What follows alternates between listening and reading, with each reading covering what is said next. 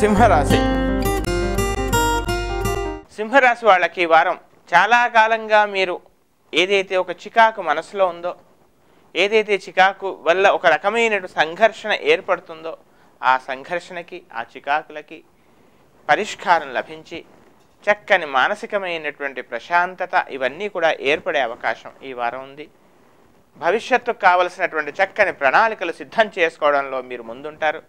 అంతేకాకుండా ఆరోగ్య విషయంలో మాత్రం తగు జాగ్రత్తలు అవసరమే. ఎంత మీరు సరిగా ఉన్నా, ఎంత ఎటువారి యొక్క శ్రేయస్సును క్షేమాన్ని కోరుకున్నా, ఎటువారు నన్ను అర్థం చేసుకోవటం లేదు కదా అనేటువంటి ఒక బాధ మాత్రం మీలో ఏర్పడే అవకాశం కనబడుతోంది.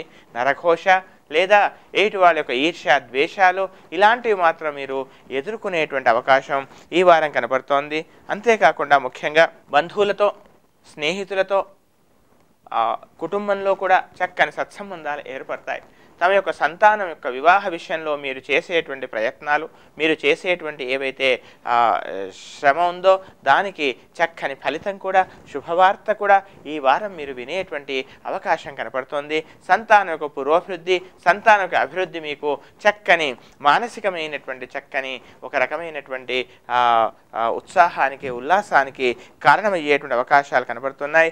ఆరోగ్య విషయంలో అలాగే ముఖ్యంగా వాహనాలు నడిపే విషయంలో కూడా మాత్రం ఎలాంటి అశ్రద్ధ పనికిరాసుమా. ఇక అప్పులు ఇవ్వటం, తీసుకోవటంలో కూడా తగు జాగ్రత్తలు అవసరము. ఎక్కడా కూడా తప్పుగా ఏది చదవకుండా గుడ్డిగా సంతకాలు మాత్రం చేయకూడదని చెప్పవలసిన ముఖ్యమైన గమనిక. ఇక విద్యార్థులు చక్కగా ఉంది, చక్కగా కృషి చేయండి, చక్కని ఫలితాలు మీరు పొందుతారు. విదేశాల్లో ఉన్నటువంటి వాళ్ళకు కూడా కాస్త ఆలస్యంగానైనా కానీ మీకు వారాంతంలో చక్కని అనుకూల ఫలితాలు ఏర్పడవచ్చు.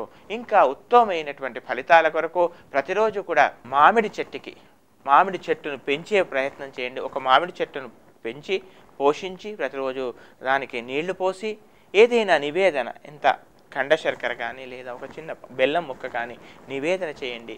అవకాశం ఉంటే దీపారాధన కూడా చాలా ఉత్తమ ఫలితాలను ఇస్తుంది. ఈ విధంగా వారం వరకు మొత్తం చేయండి. వారాంతంలో చక్కని మీకు అనుకూల ఫలితం ఏర్పడవచ్చు. ఇంకా ఉత్తమ ఫలితం కోసం రాహుకేతు స్తోత్రాలను కూడా ఎట్టి పరిస్థితుల్లో మానకూడదు.